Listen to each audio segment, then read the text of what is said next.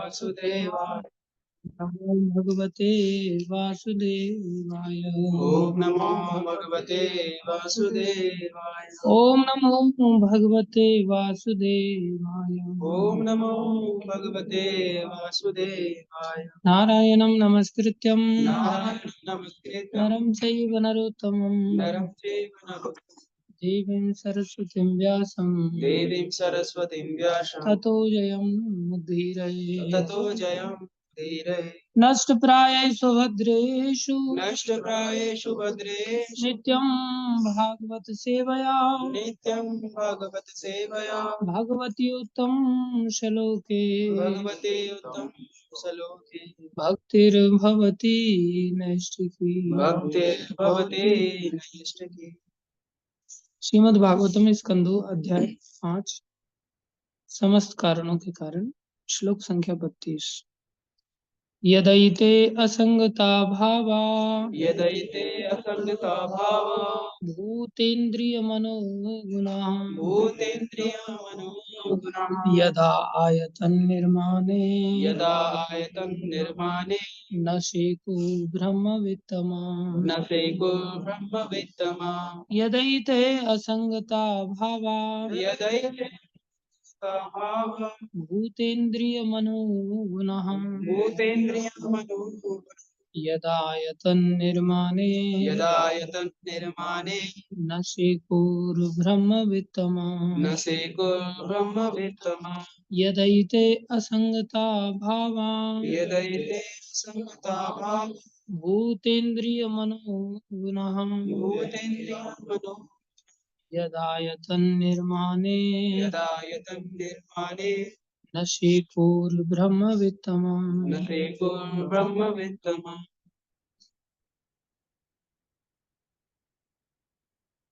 अनुवाद है अध्यात्मवादियों में श्रेष्ठ नारद पति में श्रेष्ठ नारद जब तक ये जब तक ये सृजित अंग यथा तत्व इंद्रियां इंद्रियां मन तथा प्रकृति के गुण जुड़ नहीं जाते तब तक शरीर रूप धारण नहीं करता धारण नहीं कर सकता। ओम अज्ञानं तिमिरन्धस्य ज्ञानञ्जनं शलाकया चक्षुरुन्मिलितं येन तस्मै श्री गुरुवे नमः। श्री चैतन्य मनोविष्णु स्थापितं येन भूतले स्वयं रूपं ददाति स्वनान्तिकं वन्देऽहं श्रीगुरु श्रीयुतावनगमनं श्रीगुरुन् वैष्णवांश श्रीगुरुं सागरजातं सैगनारोहणार्थं तं सजीवं साद्वैतं सावधूतं परिजनसहितं कृष्ण चैतन्यदेवं श्री राधा कृष्ण पदान् सैगन ललिता श्री विशाखान्वितां हे कृष्ण करुणा सिंधु दीनबंधु जगतपते गोपेश गोपिकाकांत श्री राधा कांत नमस्ते। तप्त कांचन गौरंगी राधे वृंदावनेश्वरी कृष्णानुसुते देवी प्रणमामि हरिप्रिय वाञ्छाकल्पतरुभ्यश्च कृपा सिन्धुभ्यः पतितानां पावनेभ्यो वैष्णवेभ्यो नमो नमः। जय श्री कृष्ण चैतन्य प्रभु नित्यानंद श्री अद्वैत शिवासादि गौर भक्तवृंद। हरे कृष्णा कृष्ण कृष्ण हरे हरे हरे राम राम हरे हरे। हरे कृष्ण कृष्ण कृष्ण हरे हरे हरे राम राम हरे हरे। हरे कृष्ण कृष्ण कृष्ण हरे हरे हरे राम राम हरे हरे। गुरुवे गौरचंद्राय राधिकाय तदालय कृष्णाय कृष्ण भक्ताय तद्भक्ताय। हरे कृष्णा। श्लोक सुनो।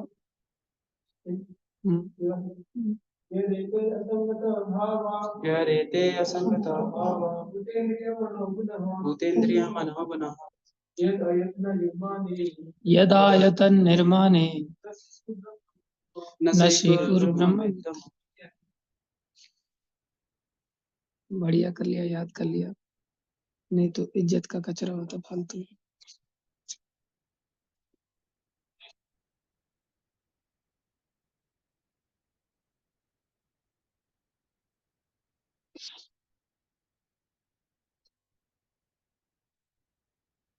कल की अवतार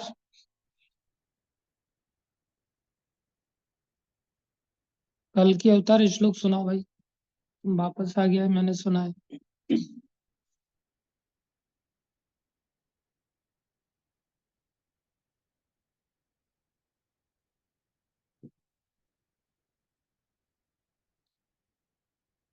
मधुसका प्रभु लगाओ उसके मुंह पर मोबाइल।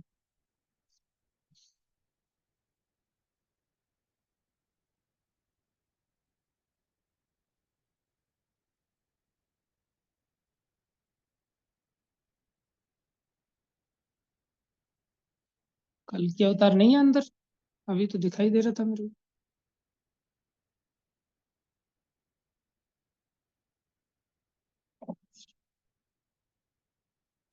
चलो अल्टर में चला गया है। चलो प्रणव केशव जी आप सुनाओ श्लोक।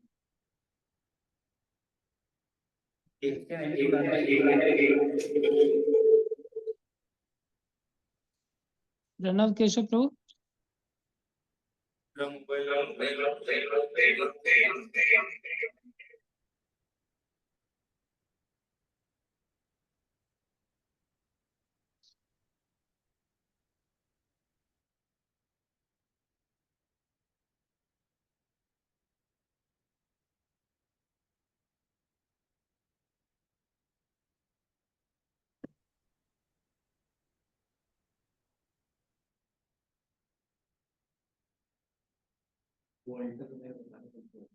नहीं, प्रणव केशव तो इधर ही है।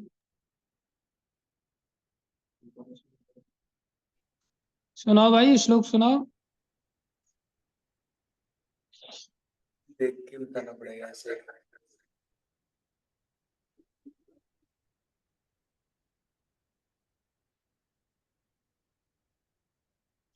समीर तुम सुनाओ आज।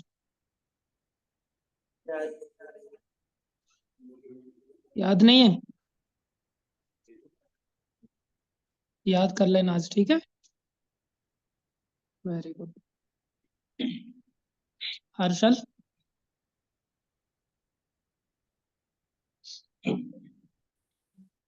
हरे कृष्ण प्रभु जी प्रणाम। प्रणाम, सुना भैया। तस्मै नमो भगवते वासुदेवाय धीमहि यन्मया सृजया मा वदन्ति जगद्गुरुं नारायण परा वेदा देवा नारायण गजः नारायण परा लोका नारायण परा मतः नारायण परो योगो नारायण परम तप नारायण परम गति नारायण परम ज्ञानम नारायण परा गतिः यदा ते असंगता भावा भूतेन्द्रिय मनोगुणः यदा यत निर्माणेन चक्षु ब्रह्म वित्तमम्। कौन सी किताब में से पढ़ के सुनाया? प्रभु जी कुछ नहीं है, याद चलो, किए 2 दिन में। Very good very good. Yes, my servant Yash Yadav प्रभु।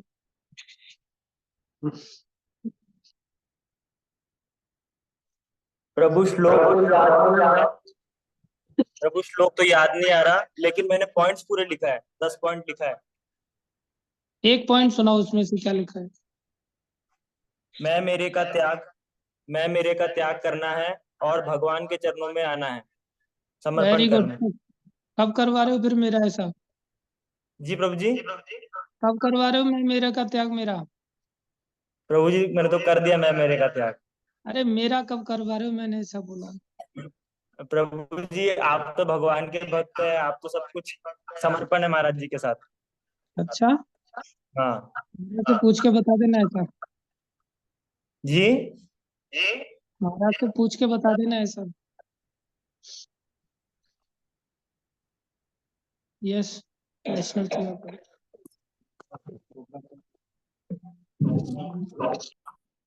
हाँ, थोड़ा थोड़ा सा लेकिन टूटा फूटा टूटा फूटा सुना रहे।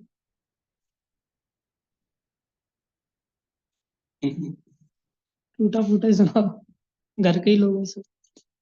नारायण परावेदा देवा नारायण जगा नारायण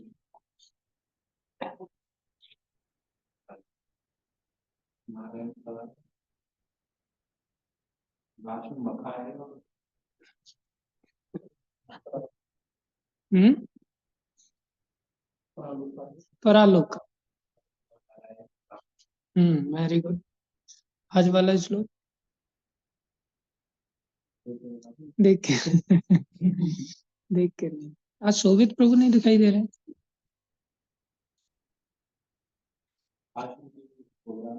अच्छा अच्छा, सुनाइए प्रभु जी, सुनाइए। तस्मै नमो भगवते वासुदेवाय धीमहि जन्माय बुद्धया मां वदन्ति जगत्। उसने हाथ लगा लिया स्क्रीन पर, वैष्णव सेवा ने हाथ लगा लिया, कहीं देख के तो नहीं बोल रहे हैं। नारायण नारायण परावेदा देव नारायण जगत्। नारायण परम लोका नारायण परामः। Very good. नारायण परो योगो नारायण परम तपा नारायण परम ज्ञानम नारायण परम गति। बहुत सुंदर। सुना भी बहुत मस्त हुआ। चलो अच्छा, ताली बजाओ सब गुरु के लिए, बहुत बढ़िया। सुनाइए माता जी, आप सुनाइए। नहीं, आप सुनाइए।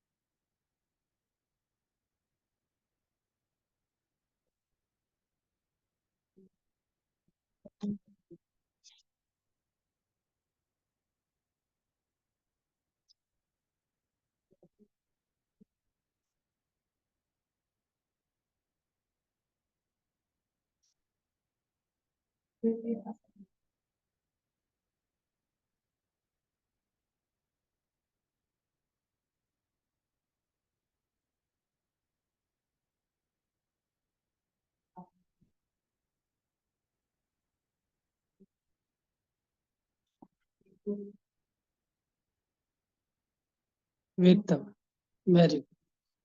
यस वैष्णव, याद है कोई इनमें से? याद कर लेना, ठीक है। चलो बहुत अच्छी बात है। हाँ भाई, क्या लिखा है तुमने? श्लोक सुना दे एक, अभी वाला।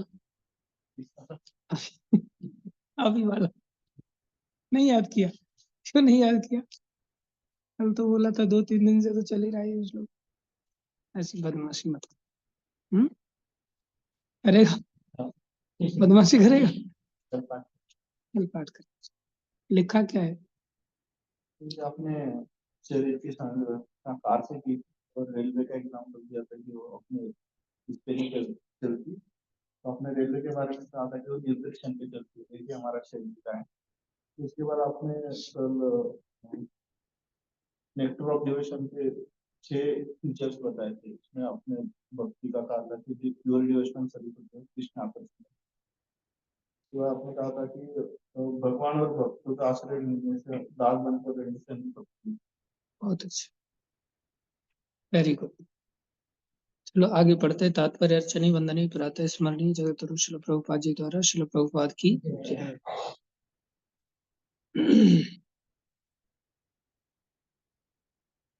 प्रभुपाद जी लिख रहे हैं, लेकिन कम बुद्धि वाले भौतिक विज्ञानी शरीर के अंगों के जोड़े जाने की विधि को नहीं जान पाता, जो इंद्रिया, मन तथा गुण के रूप में होते हैं।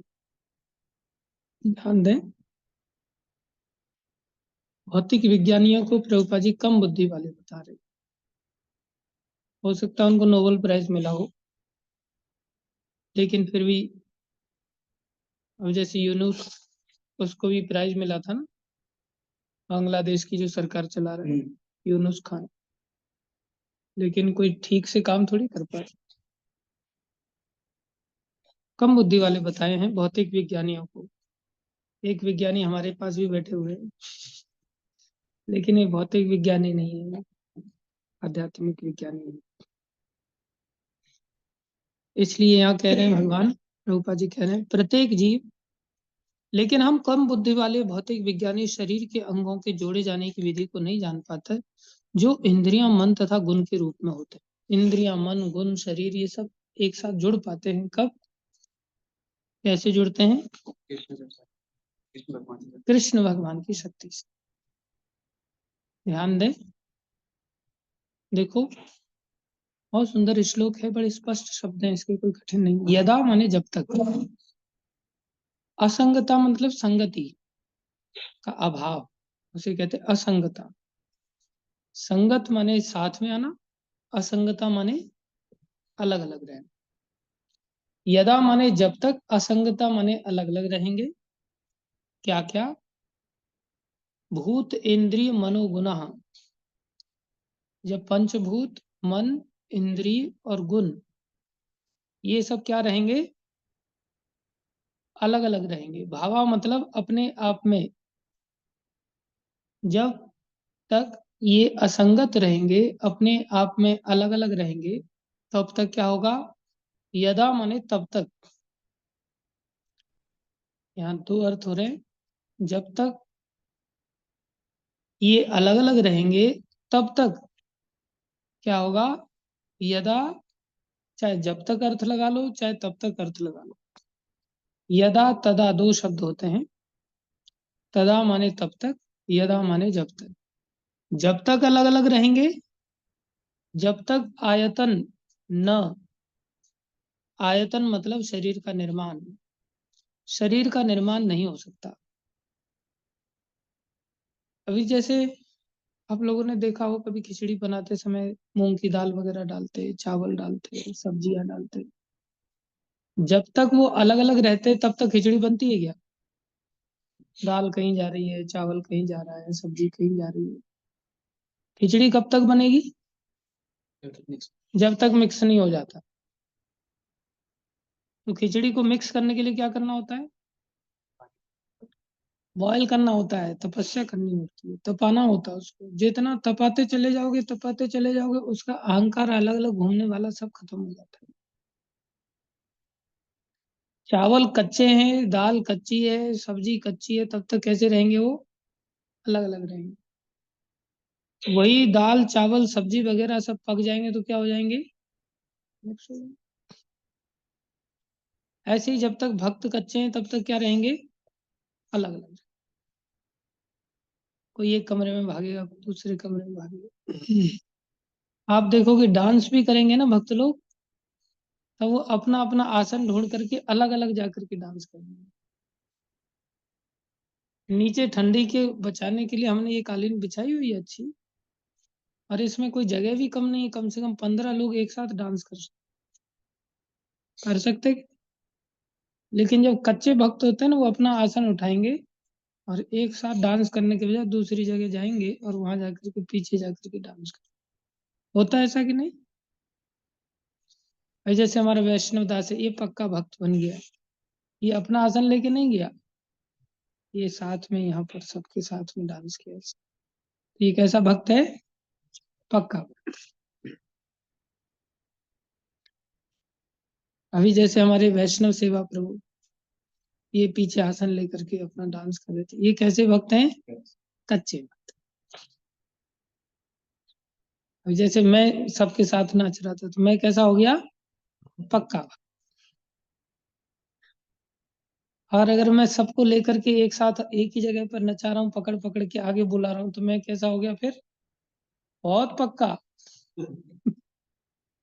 जो दूसरों को ला ला करके एक साथ नचाए, वो और ज्यादा पक्का।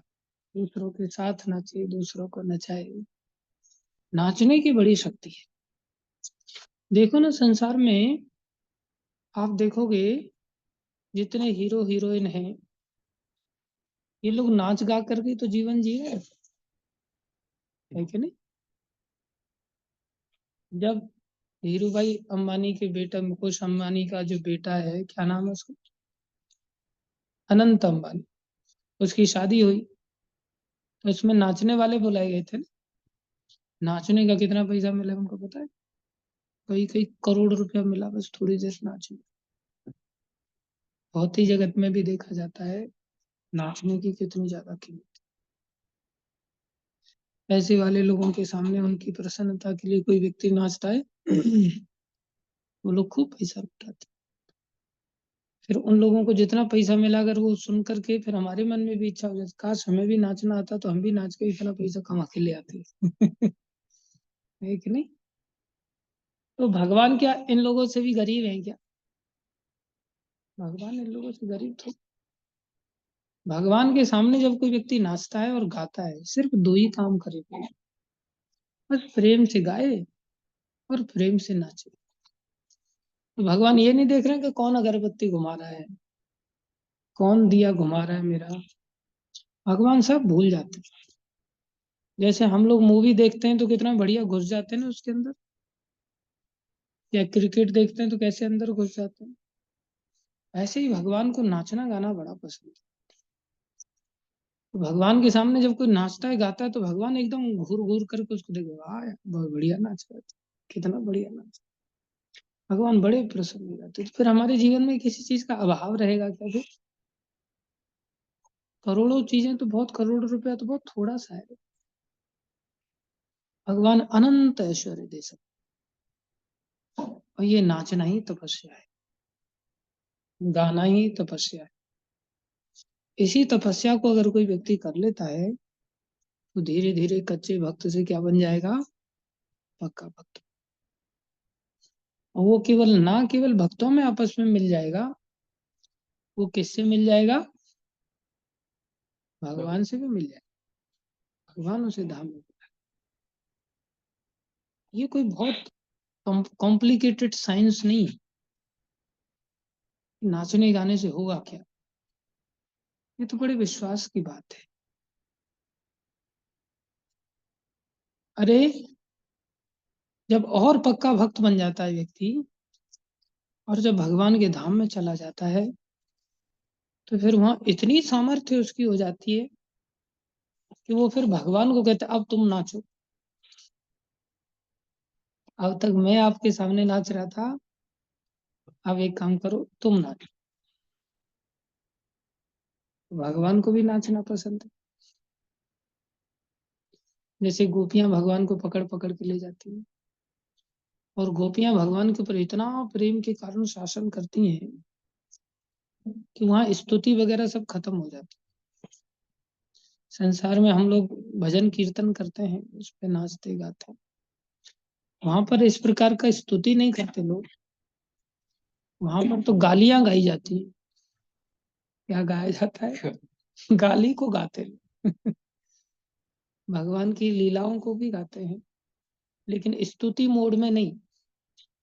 जैसे फिल्मी गाने गाए जाते हैं ना, तो क्या स्तुति मोड में गाए जाते हैं? नहीं। वहां गाने गाए जाते हैं कि तुमने मेरे साथ धोखा किया। बहुत सारे ऐसे गाने होते हैं, या तुम कब मिलोगे, तुम्हारा साथ 7 जन्मों तक मेरे साथ कब रहेगा। है कि नहीं? मेरा जीवन कोरा कागज कोरा ही रह गया। ऐसे ऐसे गीत गाए जाते हैं वहां पर। मतलब भगवान को केंद्रित करके गाए जाते हैं, स्वयं को केंद्रित करके भी गाए जाते हैं, लेकिन प्रेम के वशीभूत। भगवान को कपटी कहा जाता है, तुम तो कपटी हो। और भगवान को धूर्त कहा जाता है, तुम धूर्त हो। देखो ना, हमने अपने बच्चों को छोड़ा, पतियों को छोड़ा, परिजनों को छोड़ा, माँ को छोड़ा, बाप को छोड़ा, और तुमने गीत गाया था, और तुम्हारे गीत को गा करके सुन करके हम लोग दौड़े चले आए, सब चीजें छोड़ करके यहाँ आए आधी रात को। हम युवतियां आए और तुम हमें छोड़ के चले गए। बताओ, तुमसे बड़ा कोई धूर्त है? ऐसे भगवान को धूर्त कहते हैं। और भगवान को ये सब गालियां वैकुंठ में सुनने को नहीं मिलती। भगवान यहाँ चले आते हैं ये सब गालियों को सुनने के लिए, गोपियों के ऐसे प्रेम को सुन। फिर गोपियां भगवान को इतने वशीभूत कर लेती हैं, भगवान को अच्छी लगती तभी तो भगवान आते हैं। वैकुंठ में थोड़ी गाली दे सकता है कोई व्यक्ति। ये माधुर्य रस तो गोलोक वृंदावन का है। जो यहाँ पर भगवान वृंदावन को प्रकट करते तो ऐसी मधुर मधुर लीलाएं करते। और ब्रजवासी लोग उनको कोई सीधा नाम भी नहीं बोलते। जैसे हम लोग क्लास में जब थे तो कई टीचर लोग सीधा नाम नहीं बोलते थे हमारा, हमारे मथुरा के, ये तो हुआ मथुरा के, मतलब गांव मथुरा नहीं, मेरे पिताजी का नाम मथुरा था, तो मेरे पिताजी का नाम लेकर के बोलते थे। अंदर से बड़ी खुशी होती थी कि चलो, मेरे पिताजी को उन लोगों ने पढ़ाया था, वो टीचर्स ने मेरे पिताजी को पढ़ाया था उसी स्कूल में, फिर हमारी पीढ़ी को पढ़ा रहे थे वो लोग, तो जानते थे कि मथुरा का लड़का है, मथुरा के इधर। मतलब कितने बड़े होंगे वो, तब हमें ऐसा बोल रहे हैं। अन्यथा बाप का नाम लेने के लिए भी तो हिम्मत लगती है ना, किसी व्यक्ति को ऐसे सीधा बाप का नाम लेकर के कैसे पुकार। ऐसे ही गोपियां भी उनको उनके बाप का नाम लेकर के पुकार, हे नंद के, ओ जशोदा के, ऐसे बुलाते। और भगवान को कैसा कैसा छोटा छोटा प्रलोभन देते। नंद के तोय खिलौना ले दूंगी, मेरे अंगना में नाच के दिखा। अरे लाला, तेरे को खिलौना देंगे, तुम एक काम करो, इधर आ जाओ, हमारे आंगन में नाच के। खिलौने के पर नाचना पड़ता है भगवान को, इतने भगवान गरीब बन जाते हैं कि उनके पास खिलौना भी खरीदने के लिए ताकत नहीं। मेरे अंगना में नाच के दिखा, हमारे आंगन में थोड़ा नाच दे, या थोड़ा सा छाछ लेकर के, छछिया बर छाछ छोहरिया, भगवान को नाचना चाहते। तो ये नाचना इतना श्रेष्ठ है कि भगवान के धाम में भगवान को छोटा बन करके नाचना। और फिर कितना जमघट लग जाता होगा गोपियों का, कितना बढ़िया मटक मटक के नाच रहे हैं। और भगवान है ही नटवर, नाचने के बहुत निपुण है। ऐसा तो भगवान शंकर भी नहीं नाच सकते, वो भी नाचते हैं, नट हैं भगवान शंकर, लेकिन नटवर नहीं है। भगवान श्री कृष्ण ही नटवर है, जो भगवान शंकर से भी श्रेष्ठ नाच करके दिखा। और जो नाचने वाला खुद है तो उसको तो दूसरे नाचने वाले ही अच्छे लगेंगे ना, लेकिन नहीं, उसकी ओर नेचुरली आकर्षित हो जाए। इसलिए मीराबाई, गोपियां, इन सब लोगों ने बड़ी सहजता से भगवान को नाचा। ये सबसे बड़ी तपस्या है, गाना और नाचना। इसी को संकीर्तन कहते हैं। नाचने का विषय इसलिए निकल के आया कि भक्त लोग अलग अलग नाचते हैं ना, अलग अलग नहीं नाचना चाहिए। दिनेश प्रभु सुन रहे हैं आप? Very good. नेगी प्रभु सुन रहे हैं आप? अलग आसन को छोड़ दो अभी आप लोग, साथ में आगे आकर के रोज आगे बुलाना नहीं चाहिए, पढ़ना चाहिए, आगे आकर के रोज नाचना चाहिए, उत्साह से नाचना चाहिए, पीठ के पीछे भी नहीं नाचना चाहिए, आगे आकर के नाचना चाहिए। हाँ, कुछ विश्राम लेना है थोड़ी देर के लिए तो एक आध घंटे बाद ले सकते विश्राम, एक आध घंटा तो नाचने का प्रयास। टपाना यही कष्ट है थोड़ा सा, ये पहले वॉलंटरीली करना पड़ता है, फिर आदमी शरीर के स्तर से ऊपर उठ जाता है। फिर आत्मा का वेग इतना ज्यादा होता है, प्रेम की शक्ति इतनी ज्यादा होती है कि जैसे जगन्नाथ दास बाबा जी को जब भक्ति विनोद ठाकुर ले गए थे, कहाँ ले गए थे? महाप्रभु के जन्म स्थल। जैसे ही महाप्रभु का जन्म स्थल दिखा, ऐसा भावोदय हुआ कि टोकरी में ले गए थे उनको, चलना भी नहीं दूभर, चलना भी संभव नहीं था, चलना भी दूभर था, पैदल चल भी नहीं पा रहे। 144 साल की उम्र थी उनकी, उनकी पलकें नीचे तक इतनी लटक गई थी कि उनके सेवक रोज भगवान को तुलसी अर्पण करते थे। उनके सेवक भगवान के दर्शन कराने के लिए उनके पलकों को पकड़ कर कैसे उठाते थे, इतना लटक गया। हो जाता है ऐसा। एक महात्मा थे नारायण दास जी महाराज, ब्रज में ही हमारा एक खेत था यमुना किनारे, अभी भी है, वहाँ एक मंदिर है भगवान का। तो वहाँ काफी लंबे समय से वो वहीं पर अकेले भजन करते थे। हम पिताजी के साथ गए तो वहाँ वृद्धावस्था में वो प्राप्त हो गए थे। तो वृद्धावस्था में भी उनका टेरर खतरनाक था। हमने देखा तो उन्होंने कई सारे कुत्ते आश्रम में रह आ जाते हैं, उन सब कुत्तों को लोग रोटी डालते थे, महात्मा जी रोटी डालते थे। पालतू वैसे कुत्ते नहीं थे, लेकिन वो बाहर मंदिर के परिसर के आसपास, ले प्रधान इधर आ, तो एक कुत्ता दौड़ के आता था, तो उसको रोटी डालते थे। ओ पटवारी इधर आ, तो पटवारी को रोटी डालते थे। कानू को तू नहीं आया अभी तक, तो कानू को रोटी डालते थे। पटवारी के ऊपर कानून भी होता है। ओ डीएम, तो डीएम को रोटी डालते थे। एक दिन प्रधान आ गया, उसी प्रधान, तो कुत्ता दौड़ के चला है, तो प्रधान चिढ़ गया, महात्मा जी आप क्यों हमारा इतना, तो तू इस प्रधान के बराबर हो जाएगा मेरे, तो इसके बराबर हो सकता है, ये भगवान के मंदिर की रखवाली करता है, तो तेरा पेट भर रहा है, ये तो भगवान का सेवक है, तेरी औकात हमारे इस प्रधान के बराबर नहीं है, तो ऐसा मत सोच के तेरे को नीचा दिखा रहा हूँ, तू तो इसके बराबर हो ही नहीं सकता।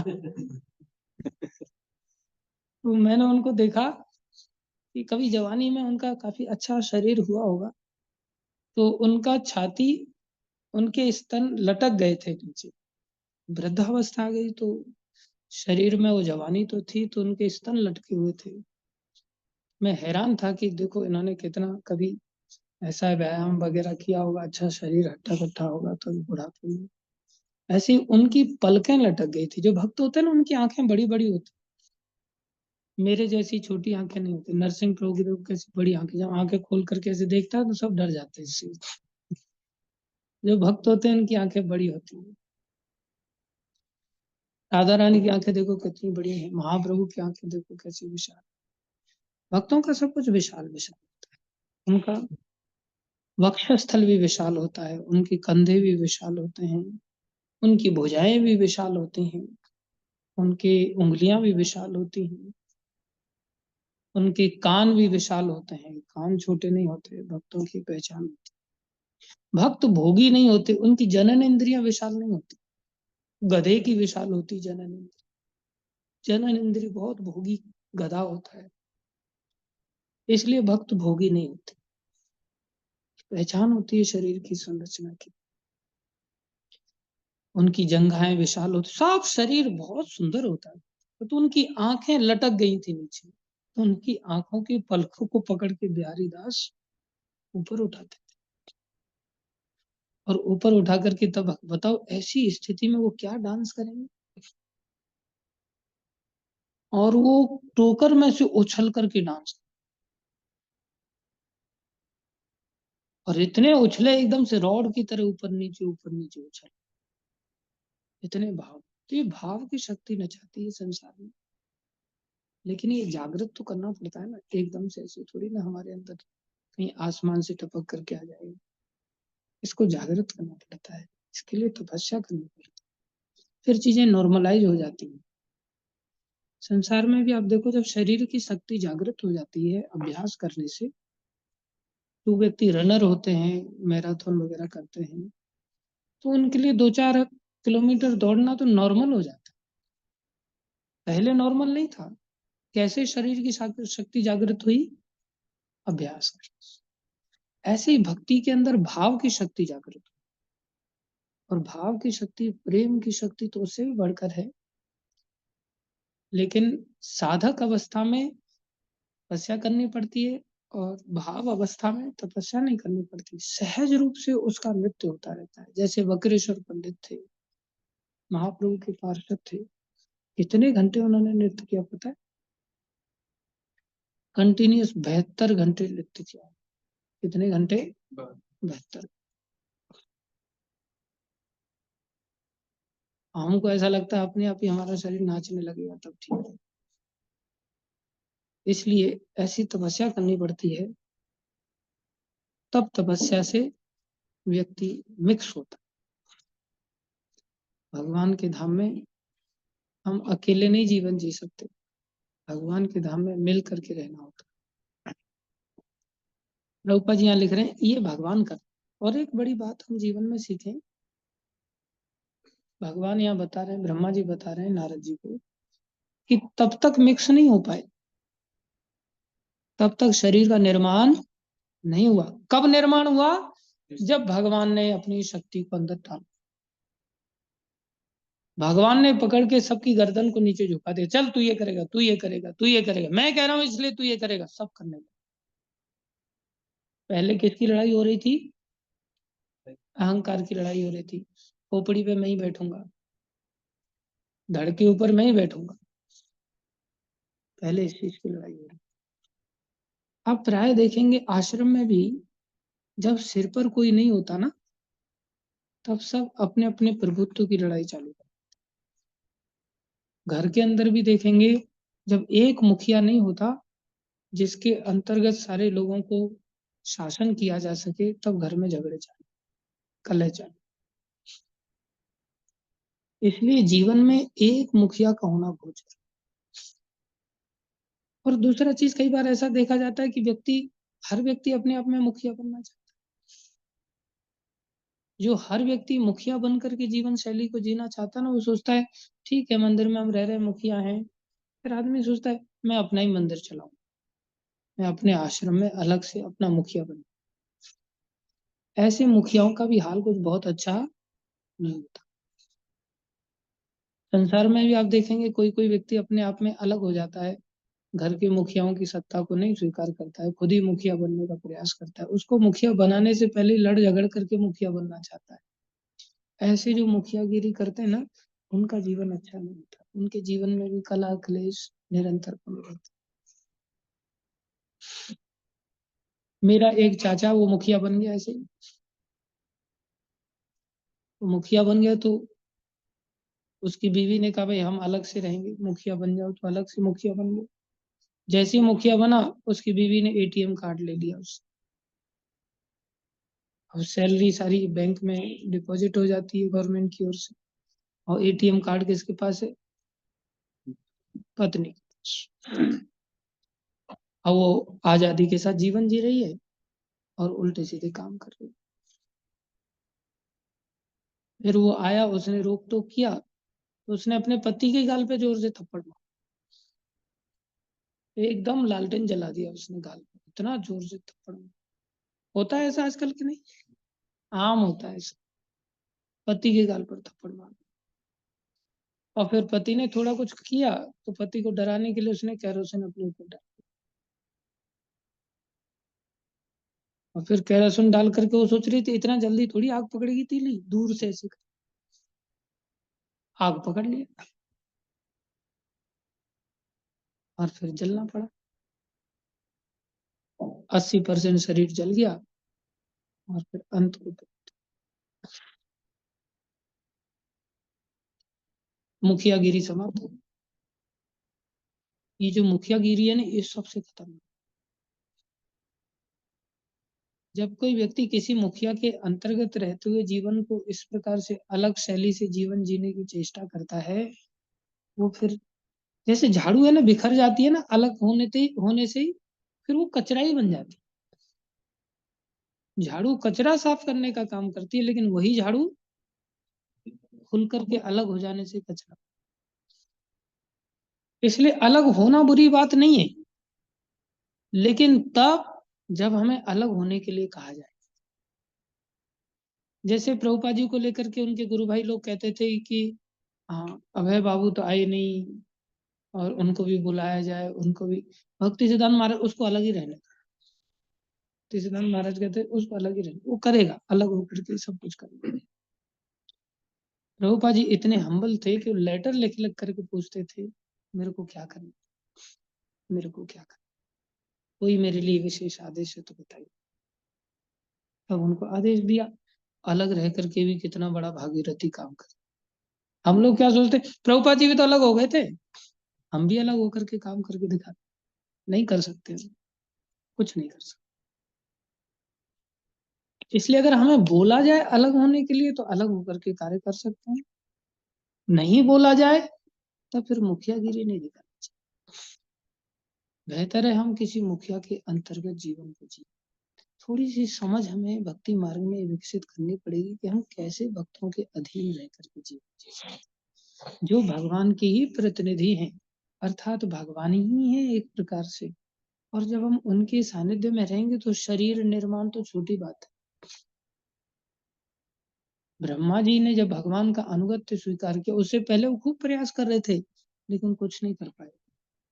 जैसे ही अनुगत्य स्वीकार किया, सारी सृष्टि का निर्माण कर दिया, सारी सृष्टि का। लेकिन इसका अर्थ ये भी नहीं लेना चाहिए कि फिर उन्होंने भक्ति छोड़ दी। निर्माण करने के साथ भी भक्ति करते। ये उद्देश्य नहीं कि मैं मेरे लिए ये सब कुछ कर रहा हूं, और एक बार भगवान से वरदान पा लिया और फिर जैसे बिरकासुर ने पा लिया और पा करके फिर भगवान के पीछे पड़ेगा, अब तो मैं शक्तिशाली हूँ, फिर पुनर्मूष का भव हो जाएगा। इसलिए भगवान का आश्रय, ये जीवन आश्रय के लिए ही मिला है। संसारी जो पढ़ाई लिखाई है ना, वो आश्रय से दूर ले जाती है, वो अपने पैरों पर खड़ा होना सिखाती। और जो भक्ति की पढ़ाई है ना, ये गुरुजनों के आशीर्वाद पर खड़ा होना सिखाती। हमें आशीर्वाद की शक्ति पर खड़ा होना है। आशीर्वाद की सबसे बड़ी शक्ति। हमारे अंदर सांस लेने की भी क्षमता नहीं है, देखा जाए तो हमारे अंदर कोई क्षमता नहीं, केवल आशीर्वाद की शक्ति। इसलिए व्यक्ति जितना विनम्र होगा ना, उतना ही अच्छा भक्त बनेगा। जितना आश्रय हम लेंगे, उतना ही अच्छे भक्त बनेंगे। धन्यवाद सभी भक्तों का। प्रत्येक जीव आध्यात्मिक स्फुलिंग परम पुरुष का अंश है, और जिस तरह पिता पुत्र के प्रति दयालु होता है, उसी तरह भगवत कृपा से प्रत्येक जीव को स्वल्प स्वतंत्रता दी गई है। भगवत कृपा से कि वह प्रकृति के गुणों पर प्रभुता जताने के लिए स्वेच्छा से कर्म करे। जिस प्रकार पिता रोते हुए बालक को चुप करने के लिए खिलौने थमा देता है, उसी तरह भगवान की इच्छा से मोहग्रस्त जीवों को भगवान के प्रतिनिधि के नियंत्रण में, देखो ये ध्यान देने वाली बात है जो प्रभुपाद जी बता रहे। उसी प्रकार यहाँ पर प्रभुपाद जी बता रहे हैं, भगवान की इच्छा से मोहग्रस्त जीवों को भगवान के प्रतिनिधि के नियंत्रण में अपनी अपनी इच्छित वस्तुओं पर प्रभुता जताने की छूट देने के लिए सारी भौतिक सृष्टि बनाई गई है। भगवान के प्रतिनिधि के नियंत्रण, अपनी इच्छा की पूर्ति कर सकते हो, अपनी इच्छा व्यक्त कर सकते हो, लेकिन किसी प्रतिनिधि के नियंत्रण। प्रेसिडेंट भी बनना है तो नियंत्रण में बनना। ये नहीं अब मैं प्रेसिडेंट बन गया, अब मेरे ऊपर कोई नहीं, अब मैं जो चाहूं सो कर सकता हूँ। पुनर्मूष का भाव, मरना पड़ेगा रावण की तरह, कुंभकर्ण की तरह, हिरण्याक्ष की तरह, हिरण्यकशिपु की तरह। कोई नहीं कर सकता। सारे जीव उन छोटे छोटे बालकों की भांति भौतिक क्रीड़ा के क्षेत्र में खेल रहे हैं। कितना सुंदर उदाहरण है प्रभुपाद जी का। हम सब खेल रहे हैं संसार में। बच्चे लोग अपनी इच्छा को बहुत प्रबल रखते हैं खेलने के लिए, तो बोले खेलो ना, कोई दिक्कत नहीं, माँ बाप के अंतर खेलो। बेटा जब बोला, अरे भगवान को भी यशोदा मैया बुलाती है तो आना पड़ता है, वो भी खेलने में बड़ा आनंद लेते हैं। हमें क्यों खेल से रोकेंगे? खेलो, लेकिन मर्यादा। जिनकी निगरानी भगवान की दासी प्रकृति कर रही है, वे इस दासी या माया को सर्वे सर्वा मानकर परम सत्य को स्त्रीलिंग दुर्गा देवी आदि मान बैठते हैं। मूर्ख बाल तुल्य भौतिकतावादी दासी रूप भौतिक प्रकृति की अवधारणा से ऊपर नहीं उठ पाते, किंतु भगवान के बुद्धिमान सयाने पुत्र, देखो कैसे कैसे शब्दों का उपयोग कर रहे हैं। सयाने पुत्र बेटा अब तो तू बड़ा हो गया, अब तो तेरे को अकल होनी चाहिए। तुम्हारा स्वामी दासी माया नहीं है, दुर्गा माता नहीं है, तुम्हारे स्वामी भगवान कृष्ण है। सयाने पुत्र भली भांति जानते हैं कि भौतिक प्रकृति के सारे ही कार्यकलाप, सारा संसार प्रकृति को थोड़ा महत्व देता है, प्रकृति के अधीन रहने का प्रयास करता है, लेकिन भौतिक प्रकृति के सारे कार्य भगवान के द्वारा उसी प्रकार नियंत्रित होते हैं जिस तरह दासी अविकसित बालकों के पिता रूप अपने स्वामी के अधीन रहती है। कई बार मेड बच्चों को पालती है, ऐसी दासियां माया भी इसी प्रकार से सृष्टि का काम काज करती है भगवान के निर्देशन में। लेकिन सयाने बेटे बनना है, और सीधे भी भगवान के नियंत्रण को नहीं स्वीकार कर सकते, परंपरा के नियंत्रण को स्वीकार करना है।